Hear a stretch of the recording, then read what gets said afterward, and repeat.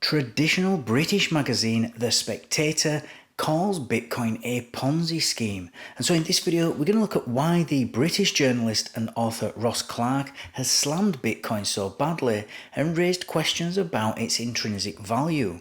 Today's episode is sponsored by Cake Wallet, where you can send, receive, and even exchange your crypto right from within the wallet. Cake Wallet is open source and non-custodial, so you control your own private keys. Available today on iOS, macOS, Android, and Linux. And StealthEX, a privacy-centric crypto exchange which enables you to make crypto-to-crypto exchanges anonymously. Hi everybody, and welcome again to another episode of Enter Crypto with me, Chris Kenyon. Now in today's video we're going to be talking about a hit piece, if you will, by a British journalist called Ross Clark. He works for the Spectator magazine, if any of you out there have heard of it. And he's had some pretty negative things to say about Bitcoin. So as always, let's jump straight into this article, see what we can learn, see what his opinion is, and then we'll comment after. So The Spectator is a popular weekly British news magazine focusing on politics, culture and current affairs. The first time this magazine was published was in July 1828, which makes it the oldest surviving weekly magazine in the world. And on the 24th of May 2024, Ross Clark, the British journalist and author of The Spectator magazine, passed several negative comments against Bitcoin.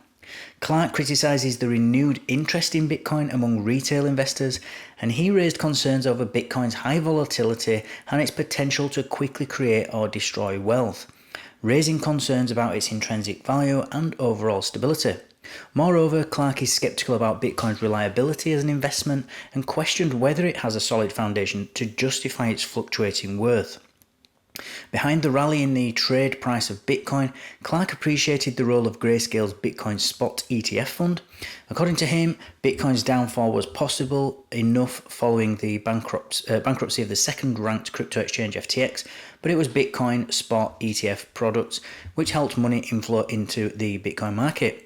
Clark criticised Bitcoin's resurgence among retail investors, and he also described Bitcoin as a zero-sum game where apparent profits can't be realised by everyone at once.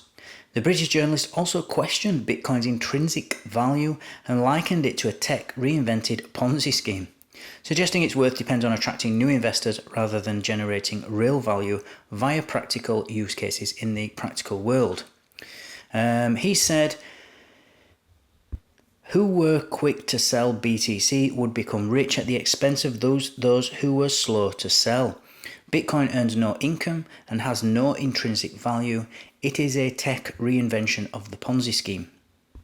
Furthermore, Clark claimed that easy investment options in Bitcoin via Bitcoin Spot ETF products are a very bad thing because they may lead to big financial instability.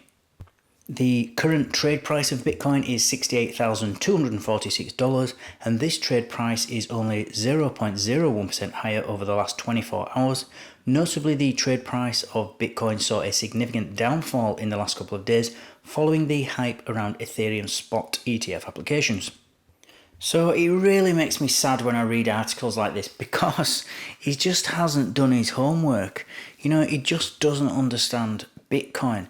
Now, you can speak about this article on its own, the negatives to do with this, but him as a person or him as a journalist, he just hasn't learned enough about it. He's just, he doesn't understand how it works, basically. And you can tell that when you read what he's put and what his opinions are. But one of the things I don't like about it as well is that, The Spectator is actually, it's seen by a lot of people as a reputable publication. So things like this can sway, otherwise intelligent people, and it can sway their opinions in, what could be current investors or potential investors, which is even worse. They can dissuade people. And so his skepticism about Bitcoin's intrinsic value and its stability can lead to increased sort of caution and negativity, pessimism, which can reduce then the influx of any new retail investors that we might get, and possibly causing some even existing people that are already in this space to reconsider their positions in crypto.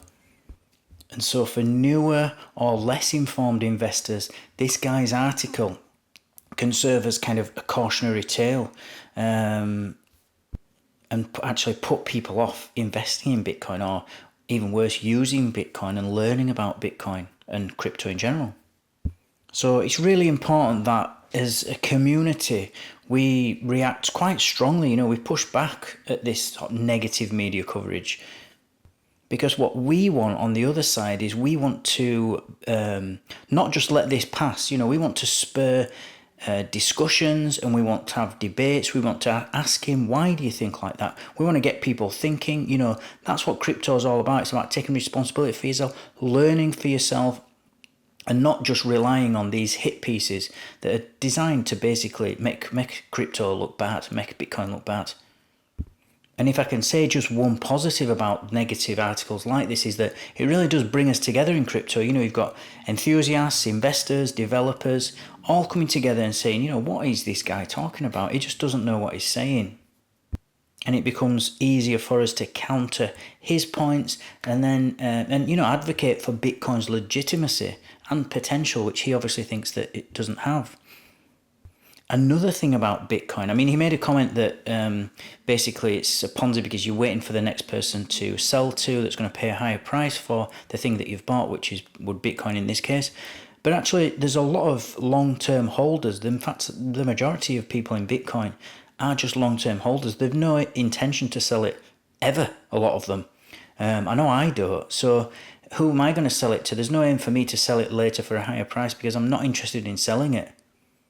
So he's even failing to see the long-term potential of Bitcoin, apart from anything else. You could spend 20 minutes, I could do a 20-minute, 30-minute video about this, all the points against what he said, and why it's just silly with the things that he has said. So it's really important that we bring articles like this into the light, make sure everybody's aware of it, make sure that he doesn't know what he's talking about. Another point, which I'll just make before I end this video, is that you can argue that nothing, and I mean nothing, has intrinsic value. Even gold. We think of gold as having the most, intrinsic value of anything there is, because it doesn't have to be a specific historic coin. It doesn't have to be anything numismatic or belonging to a particular country. If it's a coin that's been minted by a government's mint, it's just valuable because it's gold. Its intrinsic value is the material that it's made out of. It means nothing that it's got the Queen's head on it or the King's head on it, or that it's been made in a particular country or from a particular time. It has a minimum value based on it just being gold. But in reality, gold has very little actual uses in life. I know they can use it in electronics and they use it for space technology and things like that, but in reality there's not a lot you can do with gold, as far as other than using it as a medium of exchange or just a store of value, these types of things. And we don't even use it for a medium of exchange anymore. We're not even using it for that. So people just store their wealth in gold, and it's even that you could argue that, does a piece of metal like that actually have, I know it's a very precious metal, but does it have any intrinsic value? You can make the argument that it doesn't, but we just kind of accept that it does, because that's just how we think about it. So it's that's all from me for today, guys. As always, thank you for watching, thank you for listening. Don't forget to like, subscribe and click on that notifications bell so that you don't miss out on any future updates, and I'll see you all tomorrow. Take care.